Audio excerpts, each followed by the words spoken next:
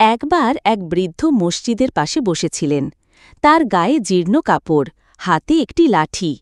হঠাৎ এক যুবক তার পাশে এসে বসে বলল, চাচা, জীবনের এত কষ্ট কিভাবে সহ্য করেন? বৃদ্ধ মুচকি হেসে বললেন, বেটা, জানিস, এই মসজিদের ৩টি ইট আমি নিজের হাতে এনেছি যখন আমি তোমার চেয়েও গরিব ছিলাম। তখন আমার কাছে ছিল শুধু ঈমান আর আশা। কাজ করতাম দিনভর, রাতে সেই টাকা দিয়ে একটি ইট কিনতাম মসজিদের জন্য। একদিন রাতে স্বপ্নে দেখলাম জান্নাতে একটি প্রাসাদ। জিজ্ঞাসা করলাম, এটা কার? জবাব এলো, এটা তোমার, কারণ তুমি আল্লাহর ঘরের জন্য ৩টি ইট দিয়েছিলে। যুবকের চোখে জল এসে গেল।